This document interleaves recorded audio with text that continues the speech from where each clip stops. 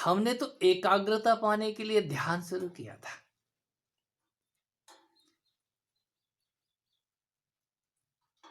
एकाग्रता तो नहीं आई, कुछ और होना शुरू हो गया है। और जो हो रहा है वो हमारी समझ से बाहर हो गया है। आप बता दें कि हमारे अंदर से ये त्रिशूल लेकर के कौन खड़ा हो जाता है?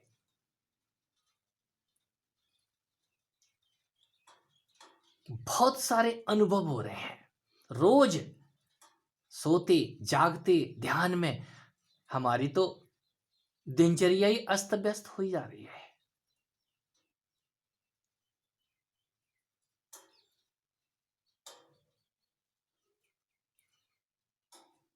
और करो ध्यान।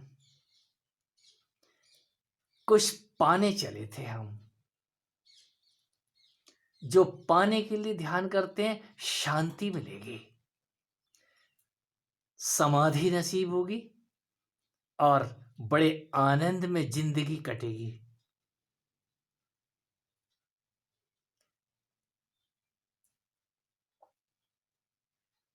ध्यान का मार्ग, पुनः कहता हूं,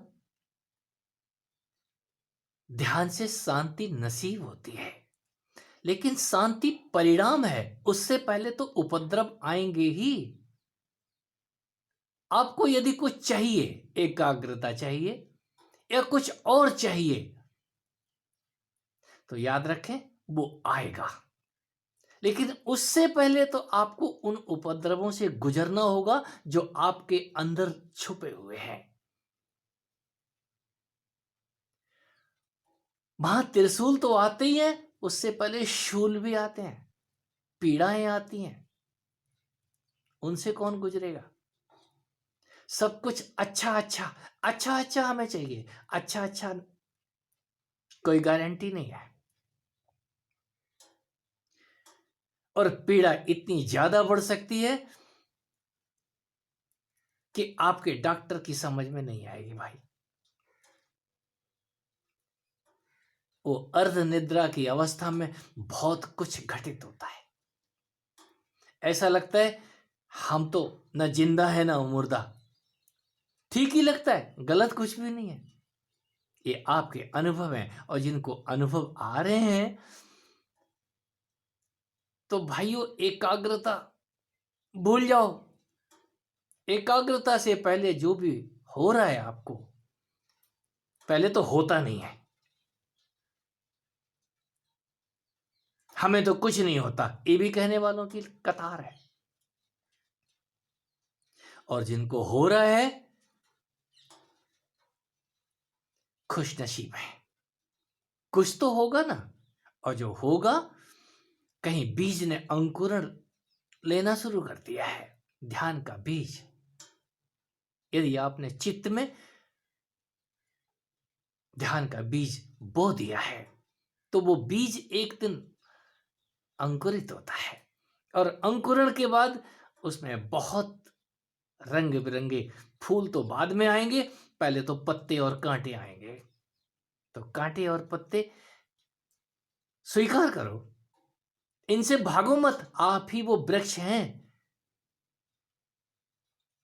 जब आप उस अपनी सहजता की तरफ उतर रहे होते हैं, तो सबसे पहले आपके अंदर ये छुपा हुआ मन और तन दोनों मिलकर के जब इकट्ठे होते हैं, तो कहीं तीसरा खड़ा होता है। वो जो तीसरा कौन है, वो आपकी समझ से बाहर है।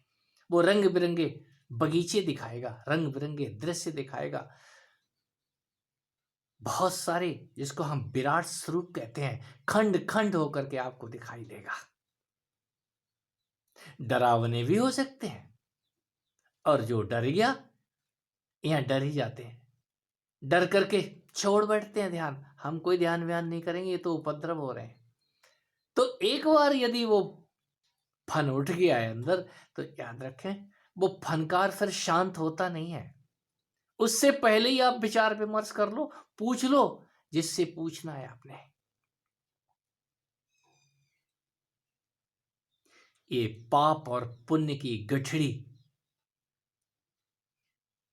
यदि आपने सोच लिया है कि मैंने आत्मोत्थान, अपनी उन्नति करनी है। और जब उन्नति के लिए आप चल पड़े हैं तो फिर वापसी असंभव है। जो वापसी करने की सोचते हैं उनके हाथ में अशांति लगती है। फिर वो ना यहाँ के ना वहां के, ना इस दुनिया के और ना उस दुनिया के। मित्रों, यदि चल पड़े हो तो ठीक से चलते रहो।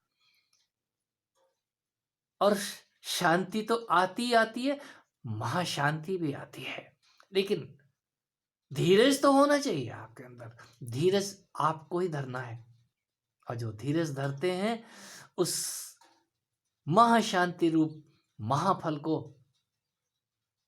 जीते जी पा लेते हैं। फिर साधु सन्यासी बनने की जरूरत नहीं है, आप जहां हैं वहीं मस्त होंगे। फिर किसी से आप सवाल नहीं करेंगे कि मैंने एकाग्रता पानी थी या शांति पानी थी। शांति आपका स्वभाव है, जो समय आने पे अपने आप चली आती है, आपको मांगनी नहीं पड़ती। ध्यान सब कुछ लेके आता है, बशर्ते आप पे असीम धैर्य हो तो।